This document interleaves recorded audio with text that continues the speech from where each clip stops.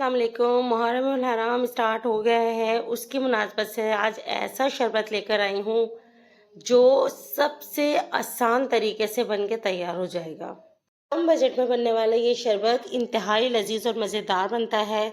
आप आराम से इसे लंगर भी कर सकते हैं और कहीं पर भेजना चाहें तो भेज भी सकते हैं।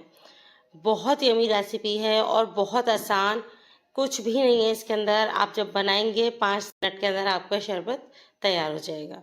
1 किलो फुल फैट मिल्क लिया है, मलाई इसके अंदर मैंने डाल दी है। इसके साथ ही जो मलाई थी वही इसके अंदर डाल दी है।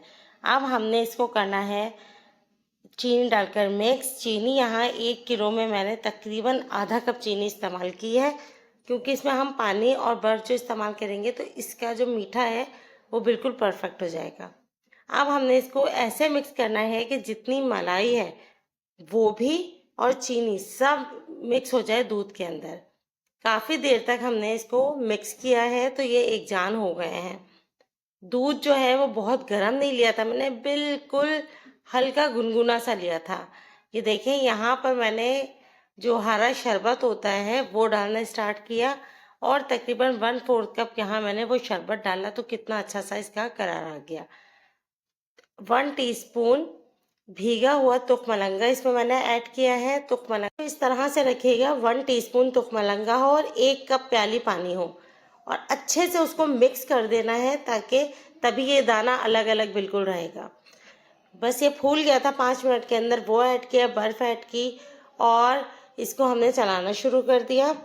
रेसिपी पसंद आ रही हो तो लाइक ज़रूर कीजिएगा, चैनल पर न्यू हो तो सब्सक्राइब कर लीजिएगा, बेल का बटन ज़रूर प्रेस कीजिएगा ताकि आने वाली तमाम मेरी रेसिपीज़ आप तक पहुँचे।